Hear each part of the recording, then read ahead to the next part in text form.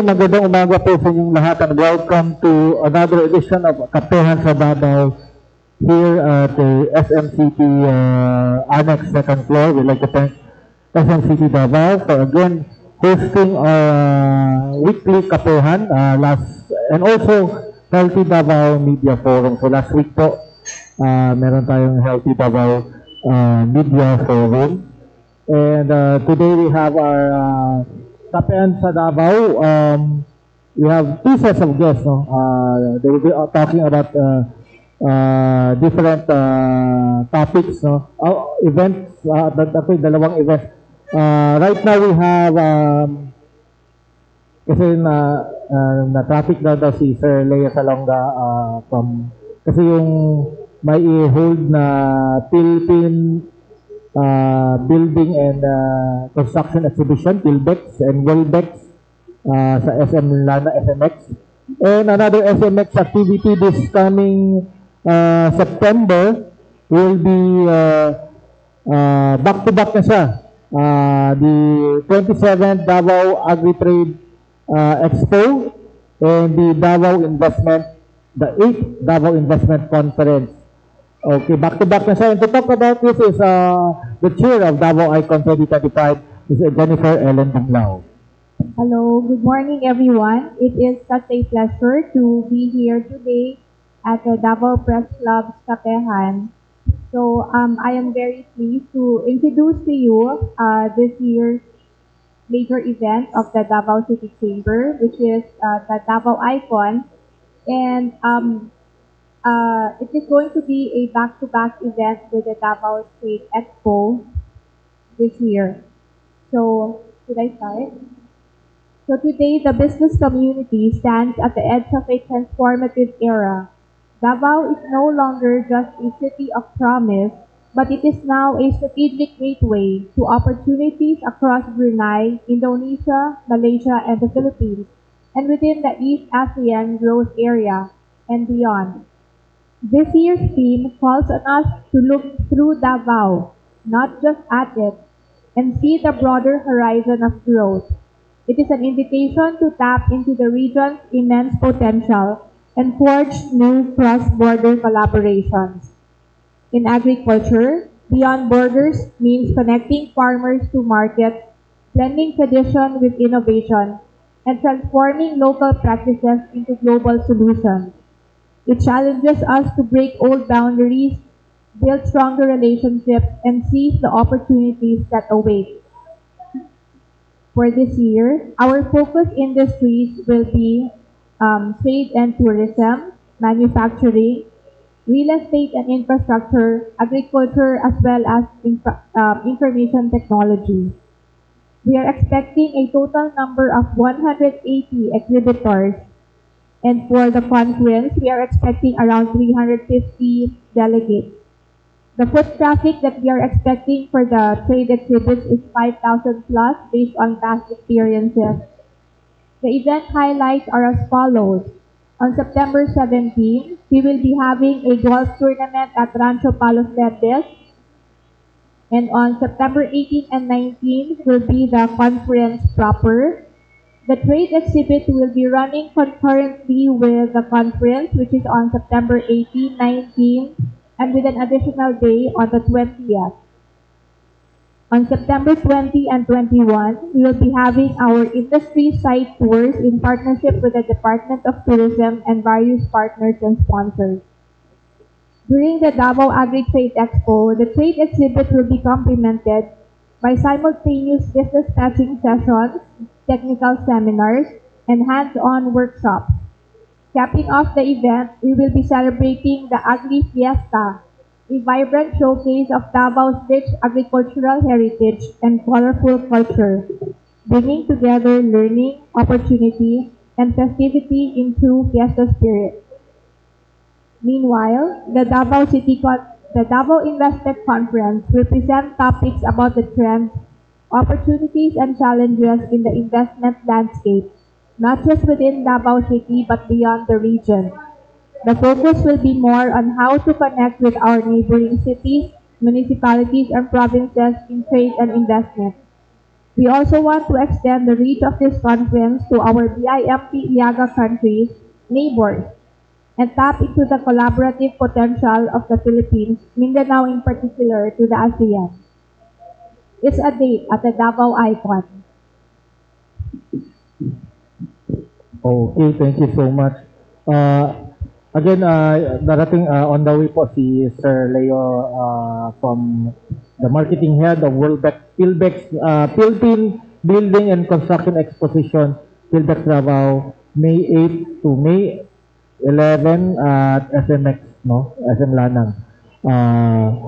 So we will be talking about that event with Philbex and TPLEX.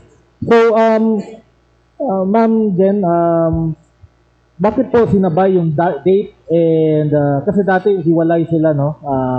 Remember, and Icon. Well, there are a lot of reasons, no, that we should be putting these two events together. But I think primarily and more importantly, no, it's because during the past few years, there have been much interest in agriculture from outside of Davao, meaning people want to look into Davao City and it's in the agriculture sector as a means to probably expand their business or to add to their portfolio.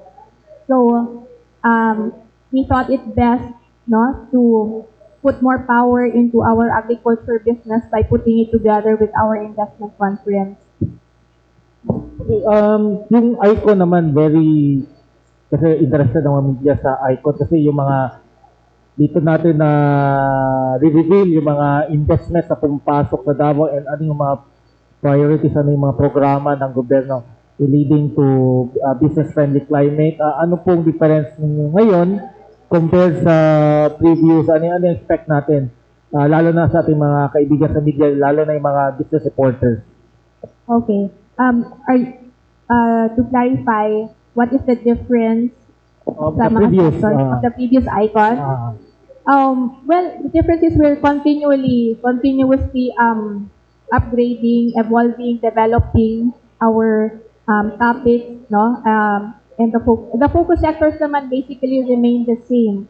We try to streamline with what the local government trusts are, no? Prior to this conference, we met with DCITC, and as in the previous Icon, their focus in sectors were also agriculture, manufacturing, trade and tourism, and real estate. So we're just mirroring that and also continuing the stories from the previous Icon. Ano yung mga exciting na story na you're expecting sa Icon? Ano bang, kasi sabi mo na yung same pa rin yung mga investment priority areas. Ano yung exciting one for Davao City? Gusto mo i-share? Gusto ko sa Icon mo na... Well, there's a lot of exciting things going on, no, in Davao City. Even in the midst of even the pandemic, we were still thriving, and even throughout the years, Davao has continued to thrive. No, as always, there are things exciting. There are a lot of investors still coming into Davao, mga new developers. We have new townships popping up. Our industrial estates are also developing. So, basically, yun siya. Okay, questions from our friends on the media cat?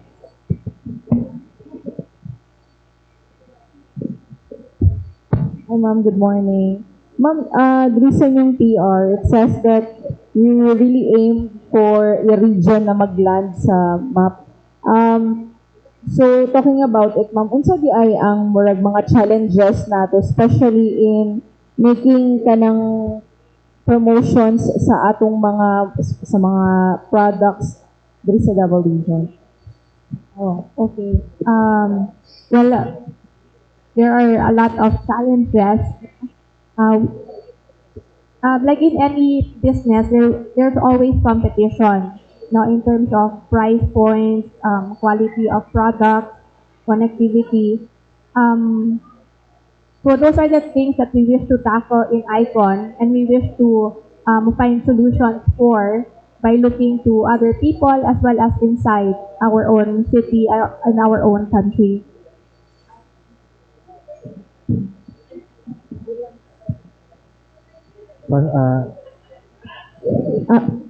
Hello, ma'am. Regine Katumbon po, Quezon Star Davao. Ma'am, following the challenges po, aside from the event that we will be hosting, mapapalay other venues na ginahimo to further promote siguro the region itself, especially kay kanang karon nakita nato hinahimay na nagasaka ang atong economic status. So specifically, I can only speak for the Davao Chamber, no? So, the Davao City Chamber has 4 pillars always in mind, no? Our guidelines for operation. So, basically, we are mandated to perform business development, policy advocacy, capacity building, and information exchange. So within those 4 pillars, we create programs and activities to address those concerns. For example, there are trade missions, no, locally, domestically within the Philippines, as well as outside, like in Japan, China, India. There are also trade conferences, trade exhibits that we join outside. And what's more important for us is to bring them in to Davao so that they can see for themselves the potential that Davao City has. Ma'am, factor ba na yung mga ginarelease ng mga embassies na advisories why we are really doing our best to promote Davao in these countries?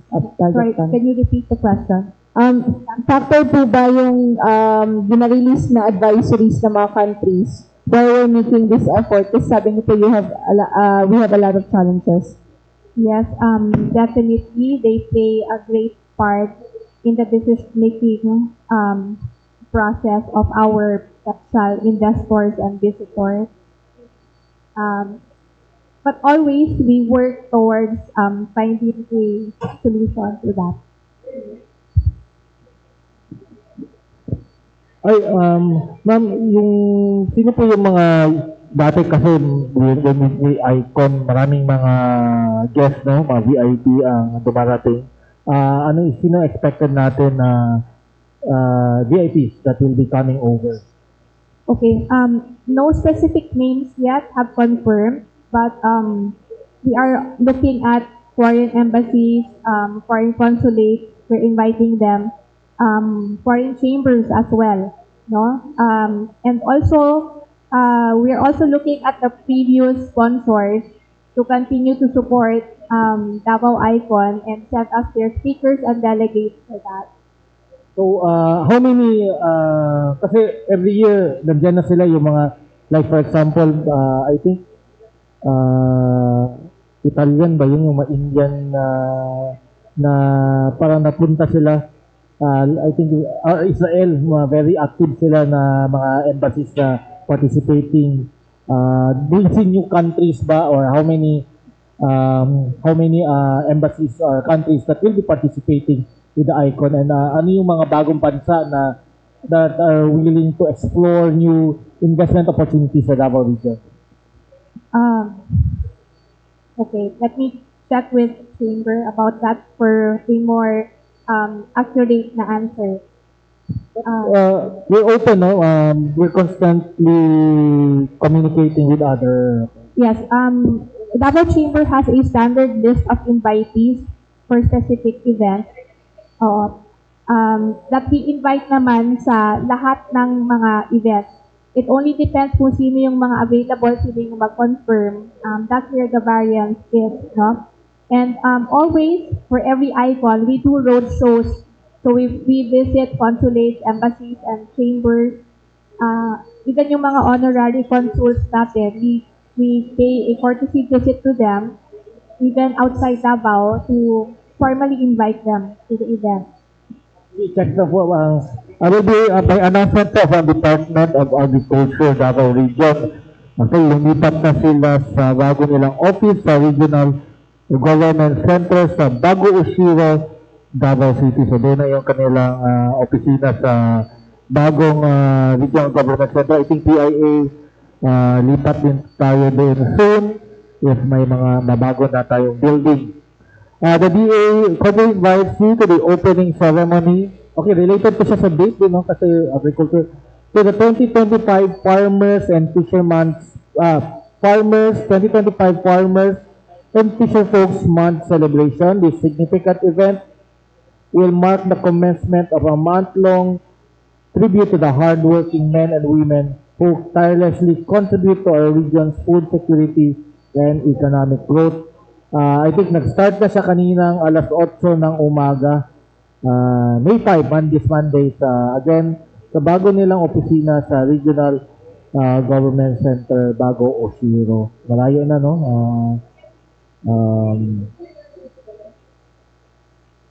So, ayun, ilan po yung darating na, again, kasi ilan po yung darating na foreign countries or foreign embassies? I cannot say a definite answer, no? But normally, the embassies, are we talking about embassies? Embassies, consulates. Oh, well, what we have here in Davao, they usually come, no? China, Indonesia, and what's the other one? Malaysia? Malaysia. Yeah, Malaysia. So these are constant guests to our event. So we're pretty sure they're coming, no? We've also invited Japan, China, Australia, New Zealand, the Netherlands, India, and we're hoping that they can come, no? Some of the ASEAN countries have also expressed interest in joining because of their tariff concerns. So it's one topic that we will definitely be having during the ICON. Okay, we will call on Sir Leo Salonga, the marketing head, Wilbex, wala pa siya. Okay, back to yung tariff na ni Trump, no? Naka-apekto talaga sa Davao City or sa ating negosyo sa Davao. Lalo na we host a large number of BPO companies from US, no? We also have nag-export ba tayo ng mga to US? Are we affected by this tariff war going on? Well, I guess as an end consumer, more than anything else, we are affected by the tariff, implemented tariffs by the US. Yeah. Ano yun, tataas ang presyo ng as consumer? I would think so, yeah. Carlo? Good morning, Ma'am Jennifer. Mabuhay o madayaw. I would like to give a statement of the question. In regards, of course, for this generation, many businesses are booming as what we understand, but can it suffice, of course, the economic aspect when it comes to training its new entrepreneurs that would introduce to their, let's just say, industrial and economical agricultural products, despite all some factors with the political turmoil and especially with the problems that had faced as of this juncture. Okay, may I clarify the question? So you're asking if the generation of entrepreneurs can sustain the economic development within the city. Well, I think Davao City has been the venue, no, of or it's part of the immigration story for a lot of Filipinos, and a lot of Davaoenos are third or fourth generation farmers and business people. So I think we are a sturdy group. And besides that, we are also thankful that Davao Chamber has trainings and seminars, no, to strengthen family businesses, family corporations, like the family, what was the title of that? Family Enterprise, a series of seminars So, Another question, Ma'am Jennifer, in terms of, let's just say, the tourism sector, it is also included in the economic landscape. How will it react to our investors that will give the chance to invest in Davao City? sorry, can you say the question again? Again, I would just like to ask, tourism sector, although it's also part of the economic development, but how can they expect of those who will invest in Davao City, regardless if national companies or foreign? Okay. So with Davao Investment Conference, no, it's not just a conference like an exchange of ideas, but we actually prepare everybody for our B2B event, which is mainly the point of the entire ICON, no, is to help local industries, including the tourism sector, to close deals if and when they are ready for it. For example, we help them to determine if they are ready for expansion or for joint ventures, and for the real estate sector naman, of which the tourism sector is a part also, if they are ready to lease out their properties to locators. So, yun. Last on my end, I don't know if this happens in the past or to you, if you observe with the other Chamber of Commerce and Industry in some other localities, does it happen na merong in collaboration with the Davao City Chamber of Commerce and some other Chamber of Commerce and Industry foundations po? Yes, not only during the ICON, but throughout the year, we sign sistership agreements with other chambers, and we do collaborative work with them also. Okay, Nick, naka-attend ako nung installation na bagong president si Sir Roland Sico. Ano yung trust po ni Sir Roland with the chamber? Okay, I'm sorry I'm not able to answer that because I'm not part of the board, but maybe our Secretary General can, ano daw ang trust ng President for this year? Pwede si ano? Yeah. Dito ka na naman. Kasi walang emergency guest.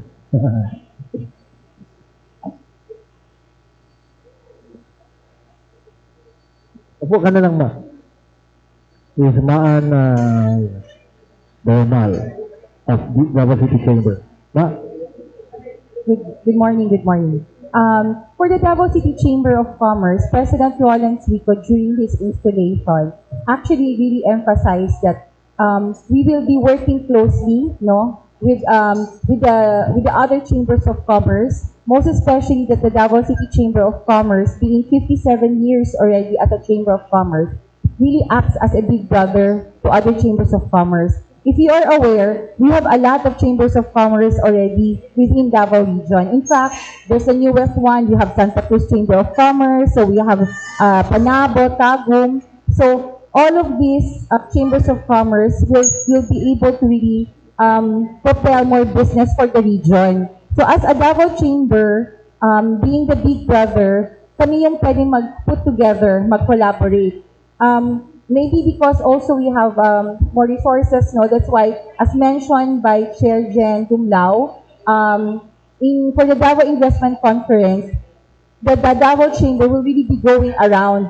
We will be visiting different embassies, ganyan, and we are going to push for their companies, for these foreign companies to come over to Davao City and meet with our local businesses. That's really the goal. Since we have been doing that for the past years, even during pandemic, we have been doing online business matching activities. Even this year alone, we have already welcomed companies from Denmark. We have already met companies from Japan, and we're expecting other foreign chambers, other foreign companies to come over within the year. So in the Davao Investment Conference, that's the main goal. Prior to that, lead to Davao ICON, we are already going to build our list of inventories of all these possible businesses that would like to to actually explore possible collaboration, JVs with other companies.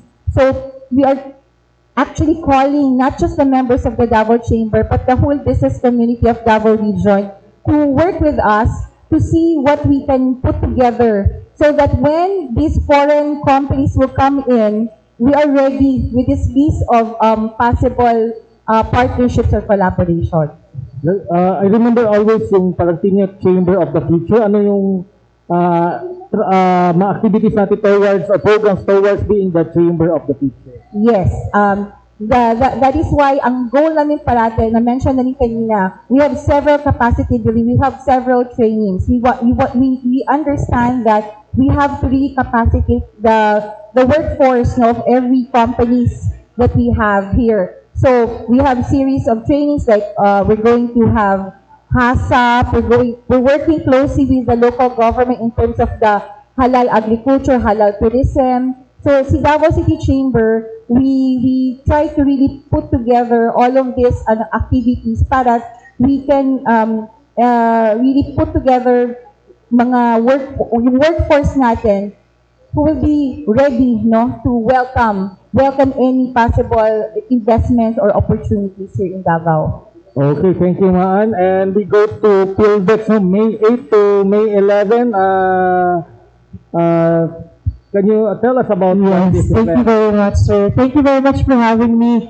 Alright, nandito naman po kami to present you three world-class exposition. Kanina si Ma was talking about the business development right here in Davao City, and the reason why we're here, of course, is to boost the economy of Davao region, not just Davao, but of course all across Mindanao. That's really our job. World Services International. Kami po ang organizer ng upcoming Philippine Building and Construction Exposition, or PhilBex 2025. And also, it's co-located with two shows. That's the Travel and Leisure Expo. And for the first time, we're bringing in one of the biggest food and beverage show in the country, which is a MapBex. So that's three shows all in one venue. So you have the construction and design, the travel and leisure, and the food and beverage expo. All of that happening for 4 days on this coming Thursday, May 8 up until Sunday, May 11. So bago po ang election, let's boost the development here in Davao City. That's MapBex, PhilBex, and PLEX 2025. How many exhibitors from both three? Combined ba ito sa isang? It's combined in one venue. So on PhilBex, we have 110 exhibitors. For PLEX, we have 80 exhibitors. And for MapBex, 80 exhibitors as well. Of course, meron din tayo mga activities and highlights. So there's also PhilBex Summit. I think also the Chamber of Commerce will be there as well, presenting one of their seminars, no? And also, may mga activities din tayo dyan sa Manila Food and Beverage Expo, which is the competitions, no? That has a cake competition, the flair tending competition, and a whole lot more. Sir, the last event po, what makes this year's PhilBex different from last year? I think the addition of the tourists. It's the addition of the Manila Food and Beverage Expo. It's actually our 9th year here in Davao City. And of course, every year gusto namin laging may bago kaming dala sa inyo. And for this year, we make it even bigger with the coming in of another new show, which is the MapBex 2025 here in Davao City. First time po ito, no, because MapBex, we bring it in Iloilo and also in Cebu, and the biggest is in Manila. So for the first time here in Davao City, we're bringing in 80 exhibitors from food and beverage, and of course participating din dyan ng Department of Trade and Industries, the Department of Agriculture, and BFAR. So three of this government sectors here in Davao will be participating there. So madami po yan, mga chicha, from BFAR, from BA, and also from BPI. So where atong venue ganito? Clarify. Our venue is in SM Lanang, SMX Convention Center, sa 3rd floor po yan. So magkita-kita po tayo dyan. Okay, so compared sa, kasi nagpunta ako last year, maraming tao. Yes, sir. Every year ba nag-increase yung Yes. yung traffic? And So last year, we gathered 11,000 foot traffic. So hopefully this year, we're able to gather 12,000 to 13,000 foot traffic. Of course, it's a long weekend, no? Bago tayo mag-eleksyon, pumili ng dapat na kandidato natin. Of course, mag-indulge muna tayo sa mga bago out there. And of course, if you are a business owner yourself, might as well visit these three shows, no? Whether you are in the real estate, or the design, or construction, or the travel, and of course, the food and beverage sectors, madami yan here in Davao City. Kung naghahanap kayo ng mga packaging materials, no, lahat po yan nandyan sa MapDex. To Ms. Jennifer or Maan, because may event like MapDex, malaking event, he said, Sir Leo said 11,000, 12,000. Do you see more like this coming to Davao City, or nag-partnership tayo to bring more of these events, no? Like, kasi ang focus din natin sa tourism is MICE, no? Well, we're always open to new ideas. Most definitely, no? So, Davao City Chamber, actually, like na-mention, sir, we will also be there. Davao City Chamber will have a booth in your exhibit. So, as mentioned mo, Dov, talagang ang pinipush natin is MICE. Because every time we have big events in the city, lahat yan matatamaan, no? Our accommodation, everyone. So, we are really pushing na Davao City will be the top of mind whenever there will be MICE events. So, dapat talaga, we collaborate with everyone. And that has already been always the thrust of the Davao Chamber. Even in putting together yung mga business matching, mga trade missions. That's why we are very happy that the Davao Chamber, we welcome every time that merong trade mission ang mga different embassies, they really think of the Davao Chamber as the partner, our organizing partner. So we welcome that a lot, that they trust the Davao Chamber that we can put together these events that it can be a platform for their own advocacy. Yes, can I just add, sir?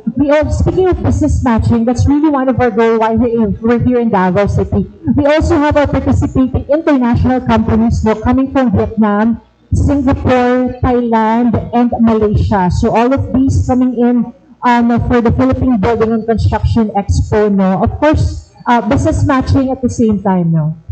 Itong mga foreign companies, ano yung mga businesses that they're exploring here? They are in the construction and design. So most of them are bringing in the materials from their country, no, coming here in Davao City para makita din natin yung mga bagong materials, no, that we can actually maximize. Of course, nakita naman natin that the skyline here in Davao City is really booming. So ito yung mga bagong materials that are really quality materials. And also we have mga infra like yung bridge and yung tunnel, bago lang natapos. So, mga bagong technologies, no?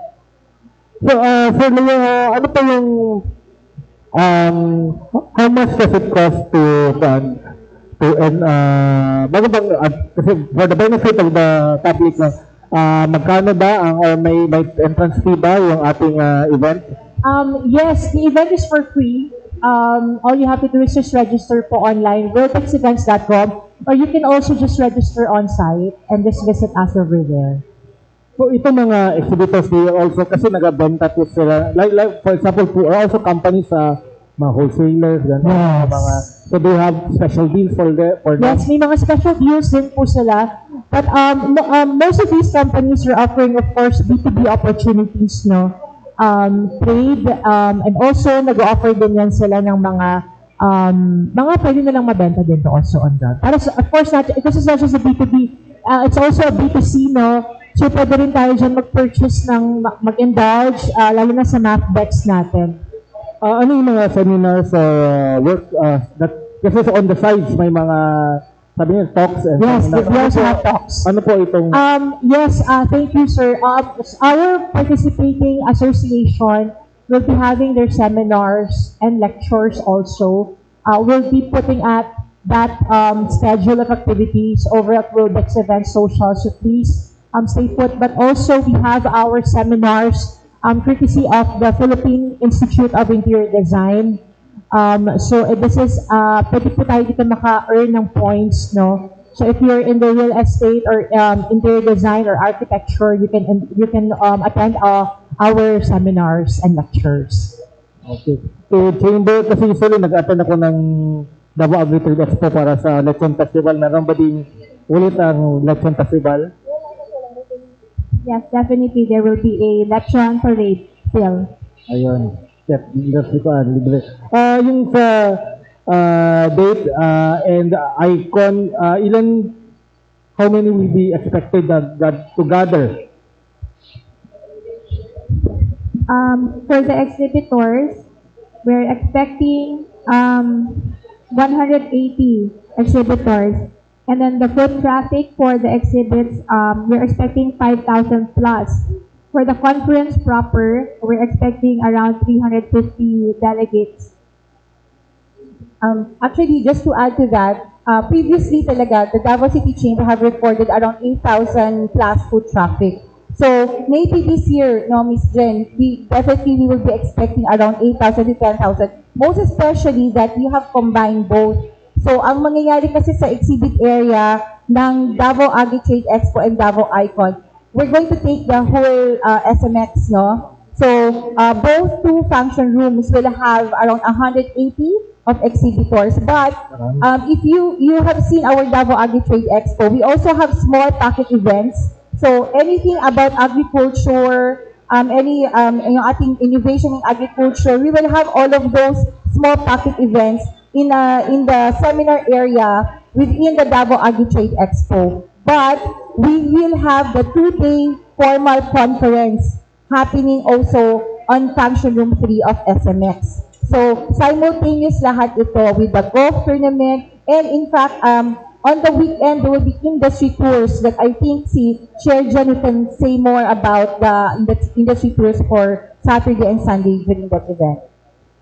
So one of the highlights of the Davao Investment Conference is the Industry and Tourism Tours, where we hope to showcase the various locations, businesses, and people, and the infrastructure within the city that will make it enticing for people to invest in Davao. So we're inviting Davao City's top business people, industrial estates, commercial developments, businesses who are ready to expand or enter into joint ventures, properties that are ready to lease out their properties, to please contact us so that we can include you in the Davao Icon. Also, just to add, kanina just a question about tourism. In fact, we have already visited Regional Director Tanya Rabat for this specific tourism tour, tourism tours for under tourism for agriculture, and even for the scuba diving, even for golf tourism. So we have discussed all of this with RD Tanya, and we are collaborating with them to come up with several tours that we can offer to all our delegates who are participating. So after playing golf, attending the conference, showcasing their products and services during the exhibition, they can proceed with having all of these tours, no? And they can see kung ano yung magandang i-offer ng buong Davao region. So that's really one of the goals. Speaking of tourism, Sir Leo, pilots, ano yung makikita doon? Please, sabi mo, 80 ba yun? Yes, we have 80. Most of them are hotels. Something new for this year is participating hotels from Manila is the Newport World Resort. So please stay tuned for their upcoming deals. If you want to go visit Manila, of course, Newport World Resort is the place to be. They're one of our partners for TLEX. And also Red Planet, and some of the resort all over Davao City. Okay, thank you. Rodin? Ito lang, last na lang po kay Sir Leo. Sir Leo, last year, we expect our revenue to around 350 to 500. Yeah. Yes. For this year, sir. For this year, since there's an incorporation of our new show, we're expecting the revenue for all of our exhibitors and also across Davao region to boost to at least 380 million, between 380 million to 400 million. transactions, yes. Yung revenue, sales, and also the B2B matching. Yes, sales from all of our exhibitors, that's 220 plus of them, and also the B2B matching. Okay, Carl?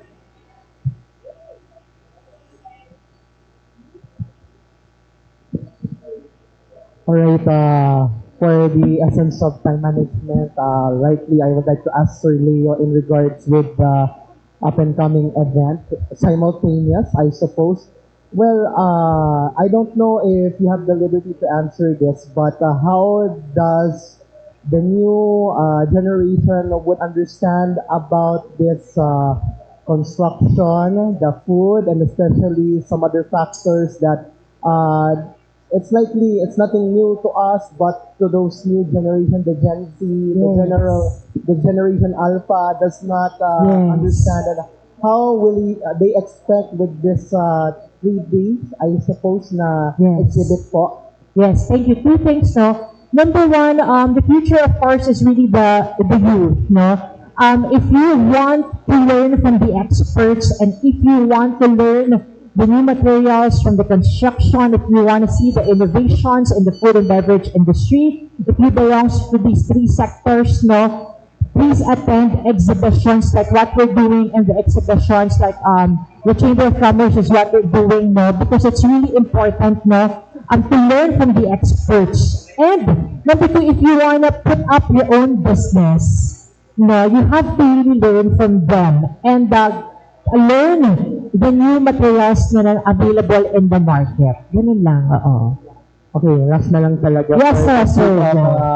For the sake of time management talaga. Ito, maybe if you still have the liberty to answer this, but due to the demand, of course, of the materials of construction, and of course, with the booming population, will it suffice enough for some, even for the new generations, to be complacent with the economic status, especially the construction firms, and how the legitimacy of the construction firms to give integrity with their future plans for their buildings and their houses po? Yes, that's the reason why yung mga international companies are really interested to invest here in the Philippine market, no? Not just in Manila, but also in 3 regions of the country, and one of those really is Davao City. Like what I've mentioned, yung mga international companies that are participating here are from Singapore, from Thailand, from Vietnam, from Korea, and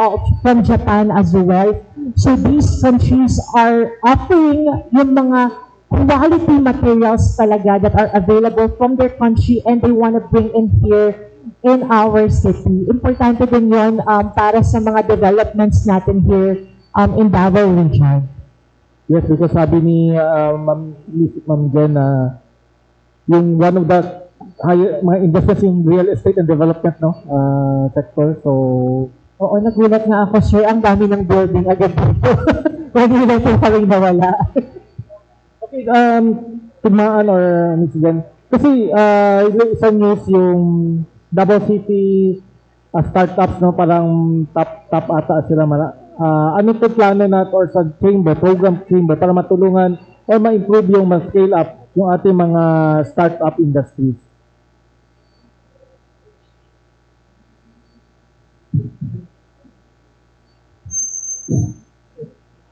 For Davao City Chamber kasi, we actually always work with being one of our parang one of the advocacies of the chamber really is to push for micro, small, medium enterprises. So itong mga startups natin, itong community natin na ito, we have recognized them, no, na they are a very big part, no, of anong pwedeng mangyari sa atin in the future. That's why what we do for them is that we collaborate with them. We try to also connect, no, with the different embassies, and then see kung anong pwede nilang matulong, anong exposure ang pwede nilang mabigay sa ating mga startups, most especially those who would need partnerships, ganyan, no? So, ang ginagawa ng Davao City Chamber, we do the collaboration for them. We try to bring together itong mga startups natin and then kung sinong possible na mga takers ng kanilang mga startup ideas. So, that is something that during the Davao Icon, most probably, we will also be looking into that, no, how we can incorporate that during our event. Venture capital, ganyan. Yeah, if I may add to that also, no, the Chamber has a lot of trainings and seminars focused on startups and small and medium enterprises. And also, we have the office spaces. Incubation hub. Yeah, we have an incubation hub, that's what we call it, at Davao Chamber, where new businesses, startups can rent spaces for a minimal amount. And our location is prime. Plus, they're around people who can actually mentor them and who they can get examples from or advice from. Sir Leo, no, yung ating PhilBex, yung tatlong events, very important sa mga MSMEs. Yes. Kapag innovate, then natin makikita yung innovation because yung innovation talaga importante sa negosyo. Correct. Can I just say thank you for that question? Because World Tech Services International, the organizer of these events, really doing our very best to tap local government agencies, kagaya na lang po ng DTI, DA, and BIFAR. These three government agencies, ayan po talaga ang napakasisipag na tulungan ang mga MSME natin. At kami bilang organizer sa mga exhibition na kagaya nito, kami po ay platform to showcase yung mga produkto na ito sa mas madami pang mga bisita at sa mas madami pang customer. Kagaya na lang sa MAFBEX, we have our exhibitors from DTI, from Davao del Sur, from Davao del Norte, at from Davao Oriental. Some of them will be offering yung mga turmeric corn coffee nila. Meron din diyang Cocoa Crisp. Tapos yung mga mango product natin, alam naman natin na ang Davao mangoes at mga fruits dito ay sobrang tatamis. Kaya sana masuportahan natin sila. Meron din diyang mga parang first fruit mushroom at yung mga chicha, kagaya na lang ng mga bentables, yung mga ganyan. At mga, kagaya pa yung mga banana crisp or something like that. Oo, mga ganun mga produkto po ang makikita natin sa trio show natin. Okay, since wala na yung mga tanga sa atong social media, we'd like to thank our guests, Sir Leo, Jennifer, and Maan. Ang parting statement, please, i-promote natin yung ating events kasi although malayo kasi ng September, but again, i-promote natin yung ating back-to-back na siya, ang date and Davao Icon, no? So we'd like to invite everyone to come and take advantage of the programs and the activities that we have specifically tailored for business people at the Davao Icon. If you are ready to expand your business in terms of joint ventures or infusion of capital or leasing out your properties, please come and see us and find out what's in store for you. If you are a company that wants to more exposure for their business, you can be a trade exhibitor. Again, come and talk to us about it.